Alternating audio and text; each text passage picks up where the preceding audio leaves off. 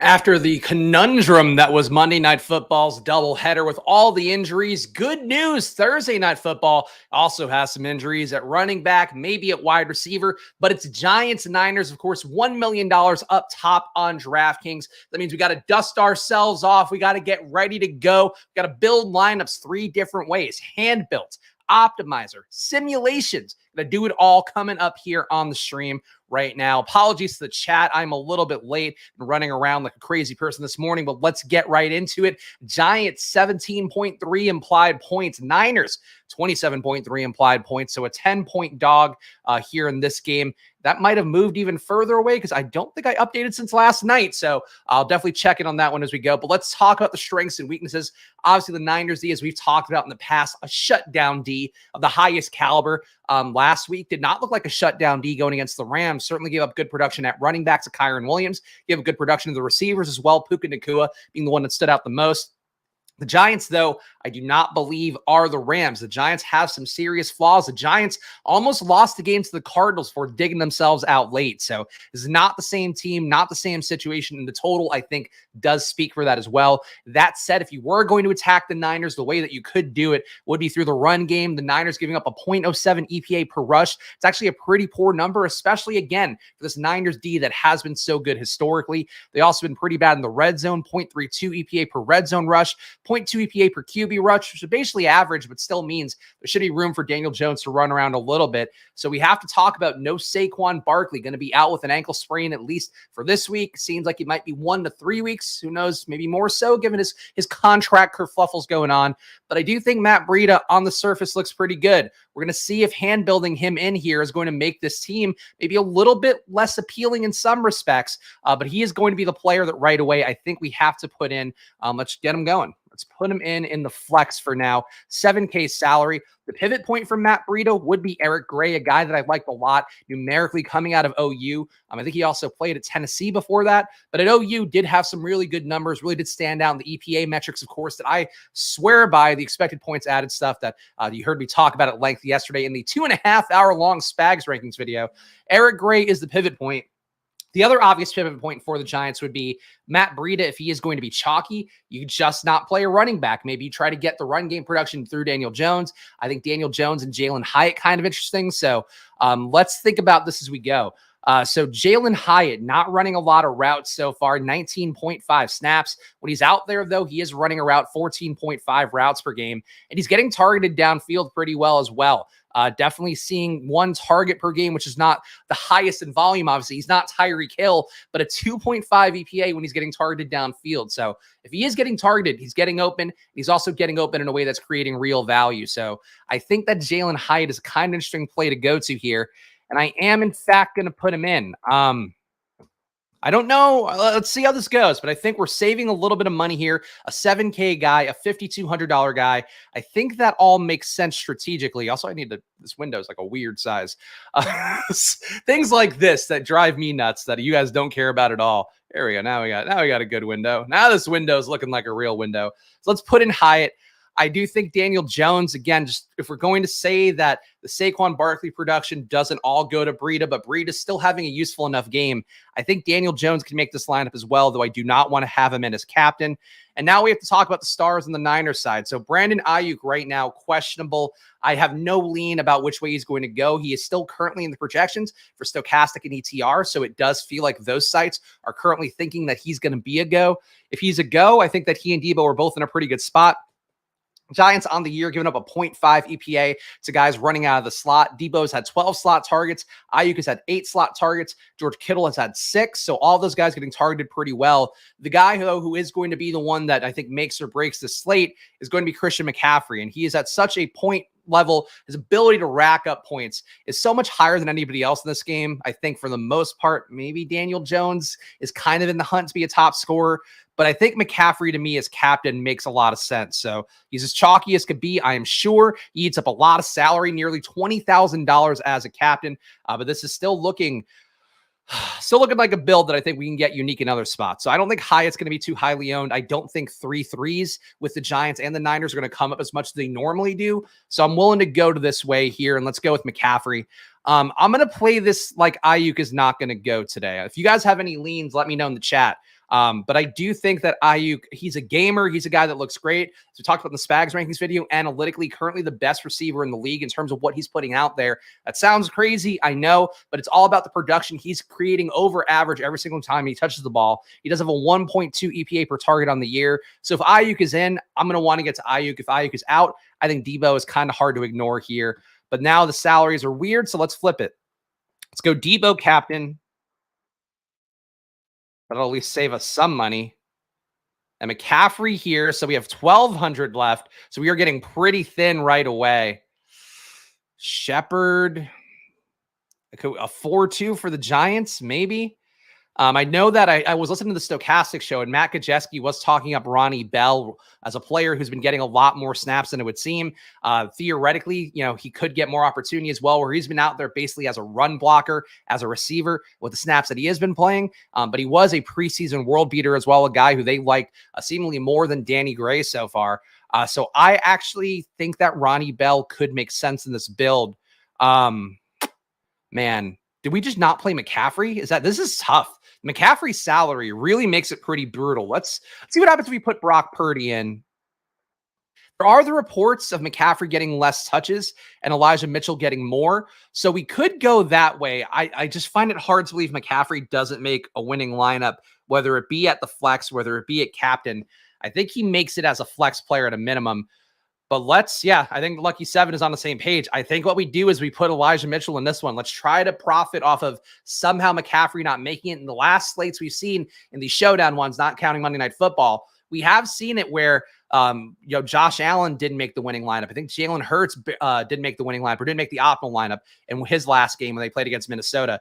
So I think we can maybe fade McCaffrey here and feel not too bad about it in a single entry. Obviously, in a main tournament, you're still going to have a lot of McCaffrey. We're going to see what the projections give us coming up here. But this is it. Debo Samuel captain, Matt Breida, Jalen Hyatt, Daniel Jones, Brock Purdy, Elijah Mitchell. I think a lot of builds are going to have defenses involved. So we're getting away from that ownership. Obviously, 90% of teams are going to have Christian McCaffrey as well. So we're really getting away from that ownership. I think for a single entry, this makes sense. And of course, I will not be even remotely shocked when this one does not cash in the huddle coming up here. Why are you checking my location? You know where I am, DraftKings. You know where I am. I'm in this studio every single day. I'm not fucking leaving. I'm not fucking leaving. All right, let's look at the projections here. Let's see how far off or how close they are. And I will also give them a refresh, even though I just pulled them up right before the stream. See the top projected players.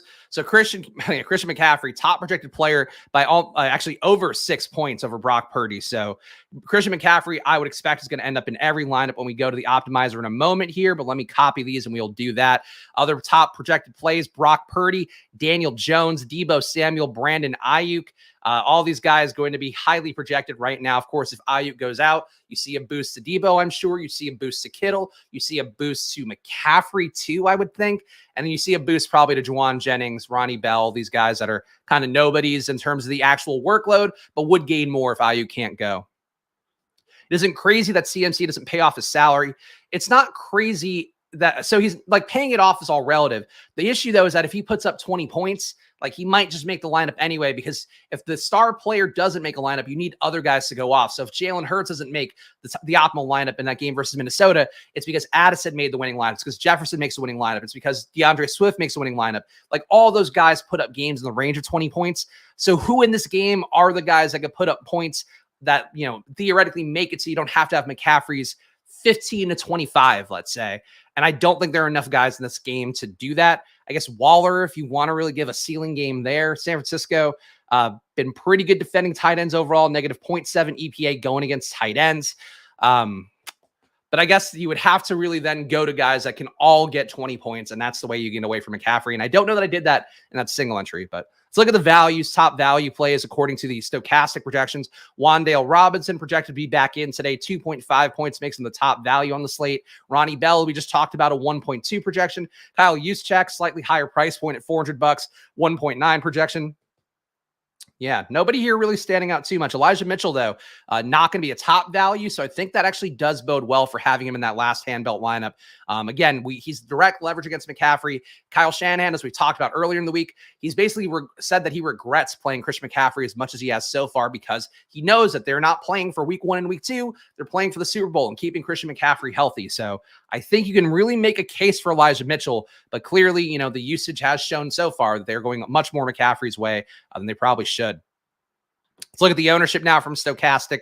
Let me make sure this is also accurate too, because this might have gotten a recent update. No, it didn't. 14 hours ago. Again, these will all get updates throughout the day, so I don't think I'm giving away too much here to our friends at Stochastic. But again, I would swear by them as a data provider. As I mentioned many times here, I do blend Stochastic data with ETR's data for my lineups every single time I'm running through. So that's my process. But obviously, Stochastic's data, I think, going to represent what a lot of the field looks at, what they do, and how they build.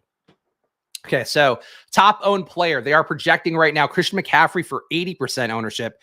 I guess with the price tag, that makes sense, but I would not be shocked to see him closer to 90%.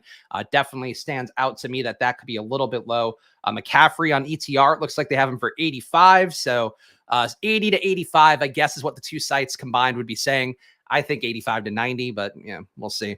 Debo, top projected, second highest owned guy. Brock Purdy here, number 3, Daniel Jones, number 4, Darren Waller, number 5. And right now, Ayuk would be number 6. And I don't think that would account for injury either. So Ayuk, obviously, if he falls off, other guys are going to gain more. Kittle would gain more. Debo would theoretically become almost as chalky as McCaffrey. So something to watch later on. Guys under 10% overall ownership that you could play to try to drop your ownership product, though. You don't have to force in a guy under 10% overall, though. You do, 1 makes it a lot easier. 2 makes it even easier. But you definitely want to keep at least one guy under 20% would be what I would try to do. Don't want to force it, but I do think overall, if you see that, those are kind of builds that make more sense and do avoid more dupes. But you can see all the ownership here. Juwan Jennings going to be under 15%. Shepard under 10. Juszczyk under 10. Gary Brightwell, who I guess could gain snaps, but I really think that they should roll out Eric Gray over Brightwell. Brightwell's just fucking nobody. But that's the fucking play, though, that ends up blowing up a slate. So keep an eye on Brightwell, too. He is probably the guy who he's not Matt Breida in terms of being the pure handcuff for Saquon, but he has been a guy they've used in the past. The thing that stands out to me with Eric Gray, though, is that they really wanted this guy to be on the active roster. They made him return kickoffs, even though it's not a thing that's really been in his past repertoire. So I think that they have an interest in seeing what Eric Gray can do, whereas Brightwell, he's just a dude. He's a Mike Boone. He's a CJ Ham. He's just one of these dudes that's been floating around being okay, but not great for long enough now. Jalen Hyatt being under 10%, I find that interesting because I really think it takes one play for him to break open a slate, even at a $5,200 price tag. So I'm going to plant a flag for that one. Ronnie Bell, we talked about, under 10%. Eric Gray, Bellinger, very nice leverage against Darren Waller. The usage certainly going more Waller's way. You're still seeing 36 snaps per game for Bellinger compared to 50 for Darren Waller. 12 routes per game for Bellinger compared to 29. So tougher needle to thread, but I do think Bellinger, the direct pivot on Waller getting production today, and you got to think the Niners are going to sell out to stop Waller more. So in 12 personnel, that could be something that opens things up a little bit more for a guy like Daniel Bellinger. Let's go to the Fantasy Cruncher, of course. I'm going to upload that Stochastic data. Let me do that here.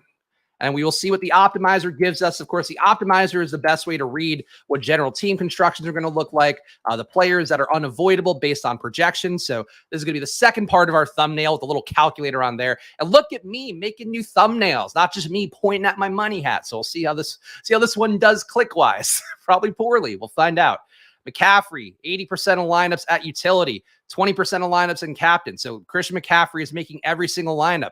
Deebo Samuel, 28% at captain, 64% overall. So he is basically making every lineup. A little bit short there, but McCaffrey is fully in every single lineup.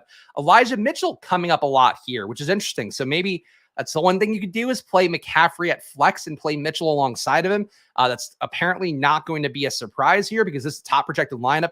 This is one you could play in cash with Debo at captain, Christian McCaffrey, Brock Purdy, Darren Waller, Jake Moody, the kicker, Elijah Mitchell here.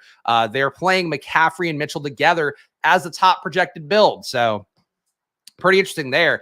And then the second highest projected build has Mitchell at captain. So that is shocking. I really felt like Mitchell would be a sneaky play here. And I guess he's not going to come as a surprise to people who are at least using Stochastic's projection. So do not be surprised if you see Mitchell, I guess, get a little more ownership than it feels like he should, given the fact that he's literally done nothing this year. He's got 10 snaps per game, running 3 routes. I guess 6 intended touches per game is more than I thought Mitchell was getting. But yeah, he's definitely well represented here in the projections. Of course, the team stacks, though, does tell us the picture a bit more so. So half of these builds, half these 25 lineups that we build with no randomness, just the pure projections, giving you a 5-1 Niners build. So that does tell you that 5-1 Niners builds will probably be a little overrepresented. That also tells me that if you are going to go to a 5-1 Niners build, make sure to get somebody low owned, whether it be on the Giant side, whether it be on the Niner side. And of course, 5-1 builds do tend to favor on the one side an outlier receiver performance, a guy who ends up being the player who catches a deep ball or plays from behind. So I do think that Jalen Hyatt kind of makes sense as the one. Darius Slayton kind of makes sense as the one coming back on a 5-1. I think those are some ways to get a little bit different because you are going to see a lot of these 5-1s. It looks like Waller, Jones, Gano, Paris Campbell. You are not seeing a single one. You see a Breida here. Don't mind Breida as the one either. But you're not seeing Jalen Hyatt. You're not seeing Slayton. I think that stands out to me as like, if it is going to be a 5-1 winning it, I think it's going to be a 5-1 with one of the lower owned receivers. That would be my guess. We're also seeing a good amount of 4-2s. So basically 24 out of 25 lineups are either a 5-1 Niners build or a 4-2 Niners build. So you have to assume those builds are going to be heavily represented, but let's see what the Sims give us. So I think that covers it well. And of course, if you were to somehow flip the build, if you were to go to a 5-1 Giants build, you're going to be very unique, but obviously that is a very narrow needle of thread, a very unlikely one as well, relative to the Vegas totals, relative to the team matchups and all that. But that would certainly be one way to get unique. 4-2 Giants build also feels like it's just a non-factor right now in these projections. So those are builds that stand out. And I think 4-2 Niners or 4-2 Giants Niners. So 4 Giants, 2 Niners. I think that would be one where it maybe has a better shot of hitting. But I don't hate the utilization here for 3-3s. We built a 3-3, as you just saw, with by hand on DraftKings. I think that a 3-3 kind of makes sense because it just shows that, hey, the Giants keep this more competitive than expected and at least put up a few usable fantasy performances because the field is going to be playing this one like it is going to be an outright blowout.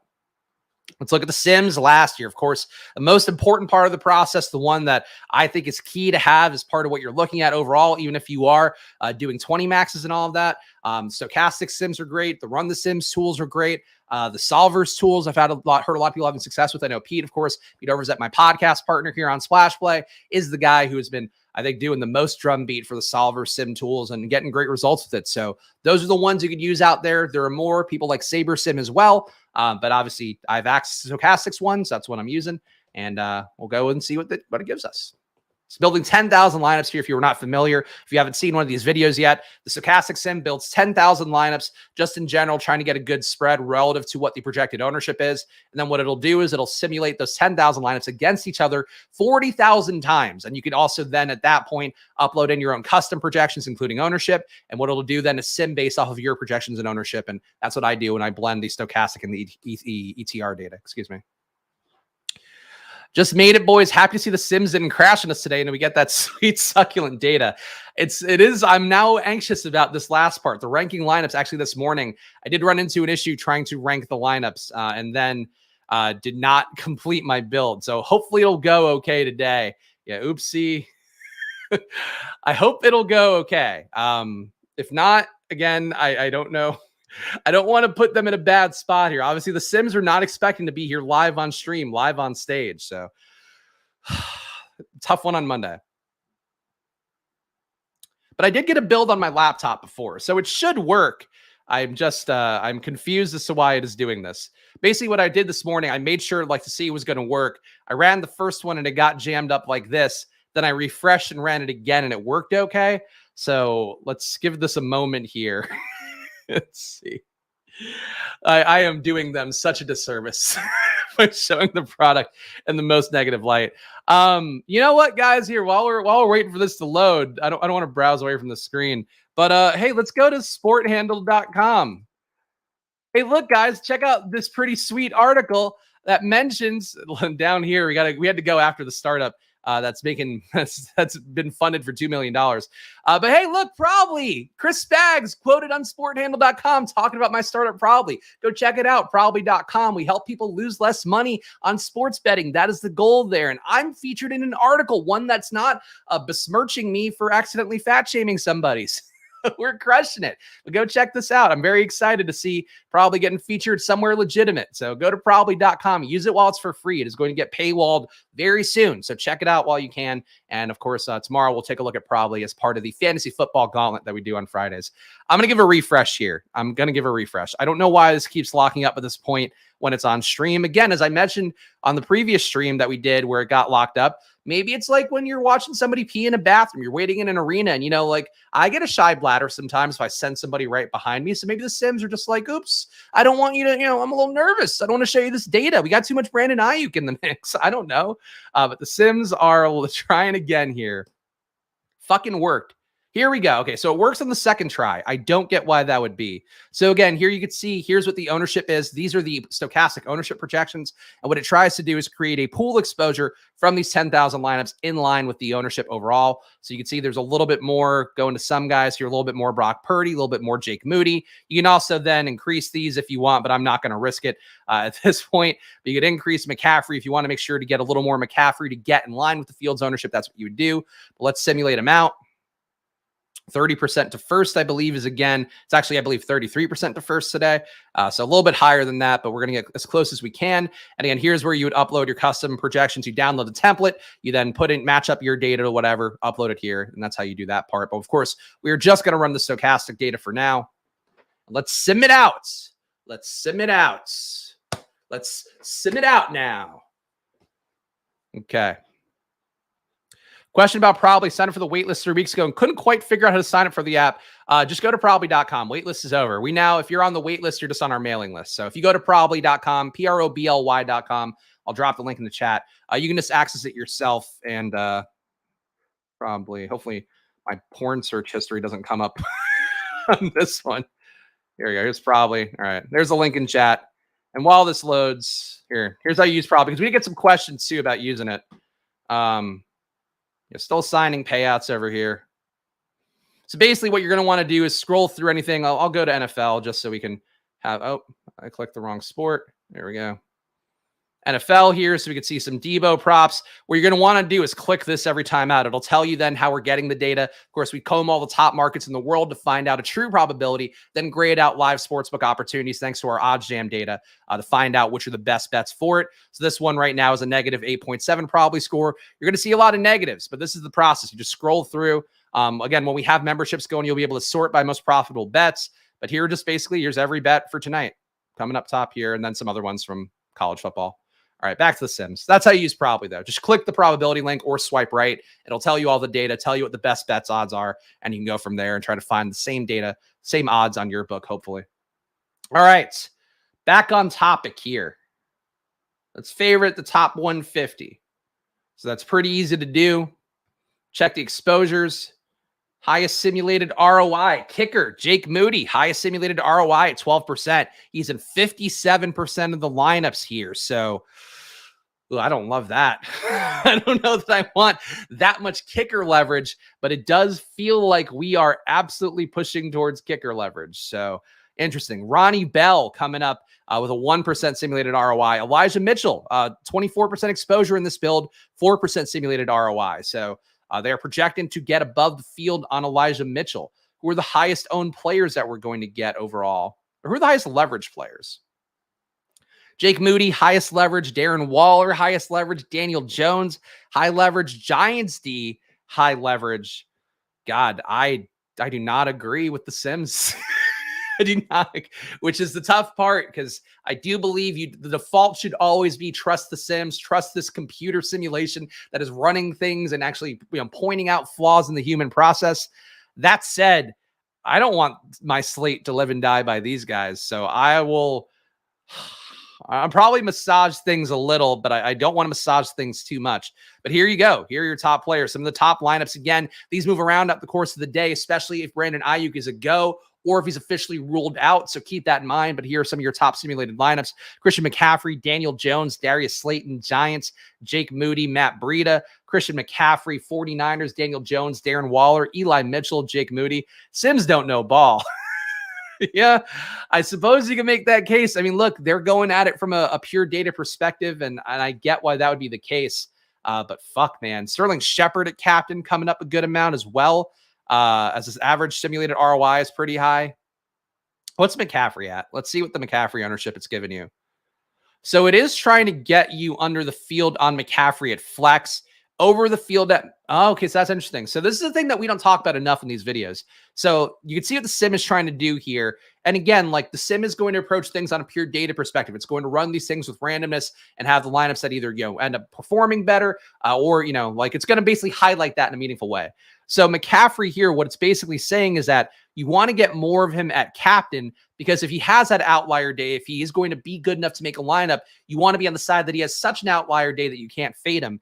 Whereas in the flex, it's like, what is he really doing for you? So my instinct was to go more towards the flex side of things. It feels like the sim version of that is to go a little more in terms of ownership, because we are getting negative 10% leverage on the flex ownership and 9% leverage on the captain ownership. I don't think 100% trust sims is the way to go there always. Often a context that does not have good to know the strict data. You can know things sims do not. That is also true. I think it just, is sort of a sliding scale of what you want to do. Like on Monday night, I forced myself to get more Bryce Young stacks, which in hindsight felt gross, but it ended up being the winning move that the winning lineup had. I forced it to do that. But what I did was I basically went through here. I filtered the lineups and I said, so let's say we want to get more of Ronnie Bell. All right, so let's get lineups that have Bell in it.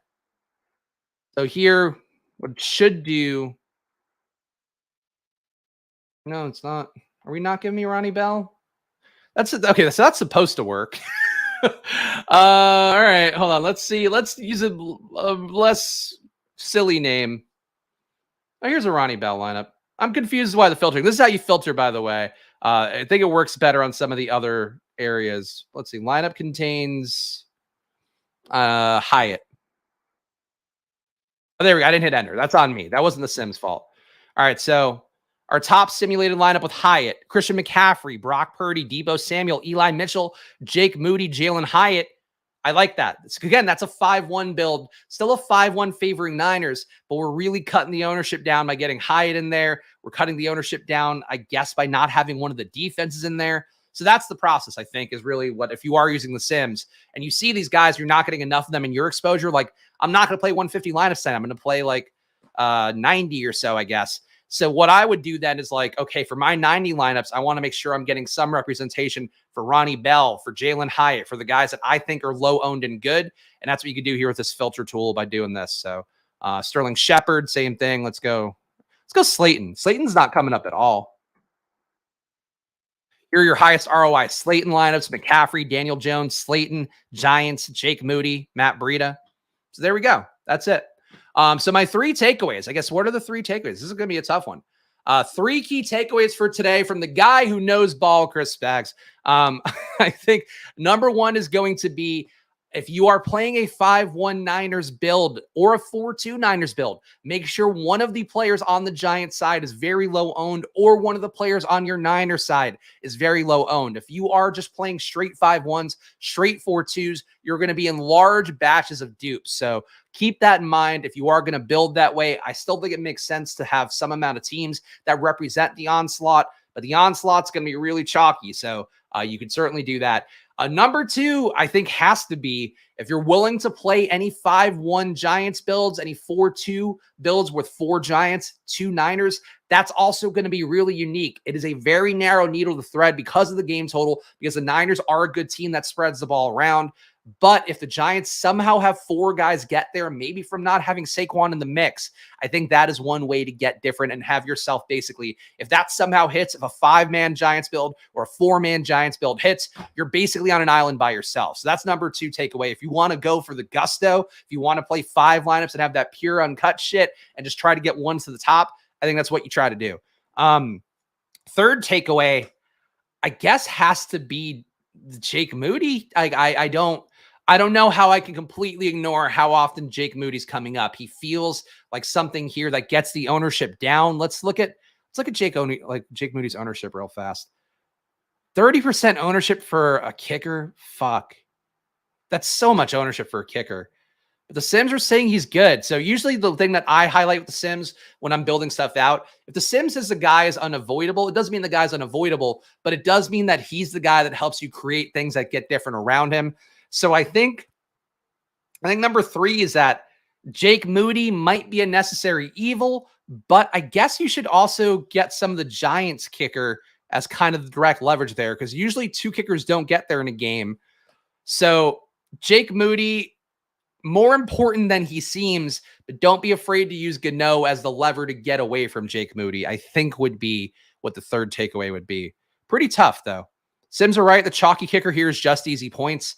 I mean, look, I think you're playing Jake Moody in cash, absolutely. But I would say I'm leery of that much of a kicker, but we'll see what we get. I'm certainly going to lean more towards taking the Sims advice and trying to work around it and still trying to simulate. If you want to get guys in, just take the highest simulated ROI ones. It's hard to ignore how much they're saying Jake Moody is important right now, but that can change as we get closer to lock. So pay attention to Stochastics data. Pay attention to ETR's data as the day goes on, because this stuff may move around quite a bit if Brandon Ayuk is out. Of course, follow me at Chris Spags. Follow the show at Splash Play Pod. Come back tomorrow, the Fantasy Football Gauntlet, where I'll do this process for the main slate, and we'll also tack on an underdog battle royale. We'll tack on an underdog pick'em, and we'll also go browse through probably to find some plus EV bets. So that's going to be the Fantasy Football Gauntlet tomorrow. And I think that's it. And go to probably.com. Again, it's free for now. We're going to put on the paywall, I think, probably this weekend. So go to probably.com. We want you to lose less money. Even if when we do have the paywall on, you can still find the best bets. You're just not going to know our expected value calculations. But get in the mix now at probably.com. Please go check it out. That is my baby. And I put a lot of money and sweat equity into that one. So check that out. Shout out to the chat as always. Appreciate the Squirt Squad being here, and come back tomorrow and check out the Spags rankings too from yesterday. I think if you enjoy 2.5 hour long videos of a man meticulously ranking every single player in fantasy football, you will enjoy that one. Appreciate you guys being here. Good luck tonight. Go take it down. I hope you win if I don't. And I'll see you guys tomorrow. Enjoy your days. Good luck. Bye.